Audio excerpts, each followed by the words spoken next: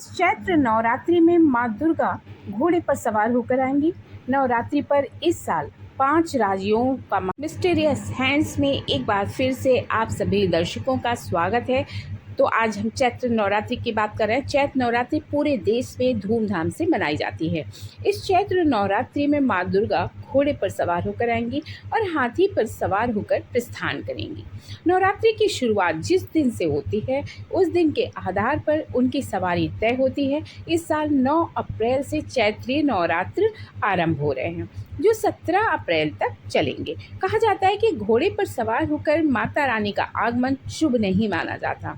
नवरात्रि के 9 दिनों तक पूजा पाठ में विशेष अनुष्ठान से शुभ फल व अनहोनी के प्रभाव को कम किया जा सकता है। जगत जननी आदि शक्ति माँ दुर्गा के शैलपुत्री, ब्रह्मचारिणी, चंद्रघंटा, कूष्मांडा, स्कंद माता, कात्यायनी, कालरात्रि, महागौरी और सिद्धिदात्री इन 9 स्वरूपों की पूजा का विधान है। नवरात्रि पर इस बार अद्भुत संयोग बन रहा है।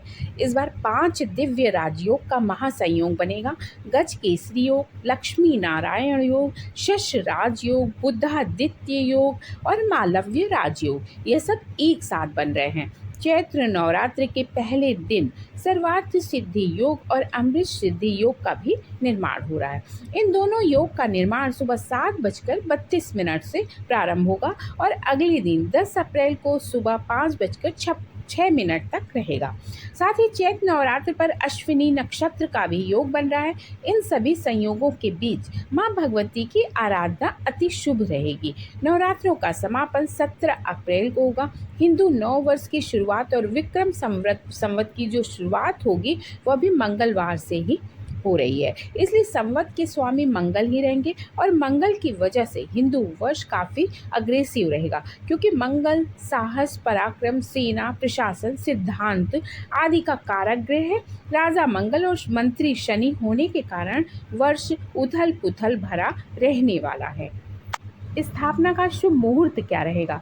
9 अप्रैल को कलश स्थापना का मुहूर्त सुबह 6:11 से शुरू होगा और सुबह 10:23 तक रहेगा।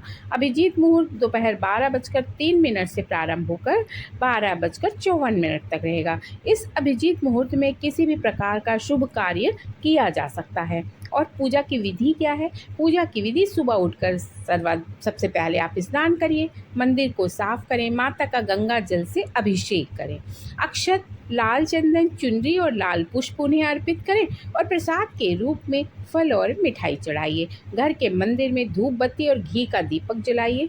दुर्गा सप्तशती और दुर्गा चालीसा का पाठ करें। पान के पत्ते पर कपूर रखकर माता रानी की आरती करें। अंत में क्षमा प्रार्थना आप जरूर कर लें एक बार, ये बहुत ज़रूरी चरण होता है। माँ दुर्गा का जो सबसे प्रभावी मंत्र होता है वो इस प्रकार है: ओम जयंती मंगला काली भद्रकाली कपालिनी दुर्गा क्षमा शिवा धात्री स्वाहा स्वधा नमोस्तुते।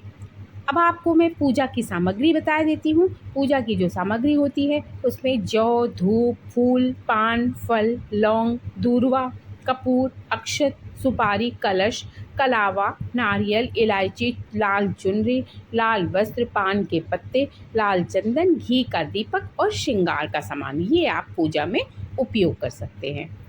प्रिय दर्शकों, यदि आपको मेरा वीडियो पसंद आया हो तो इसे लाइक कीजिएगा और शेयर कीजिएगा तथा मेरे चैनल को सब्सक्राइब भी कीजिएगा। अगले वीडियो में आपसे फिर मुलाकात होगी। तब तक के लिए नमस्कार।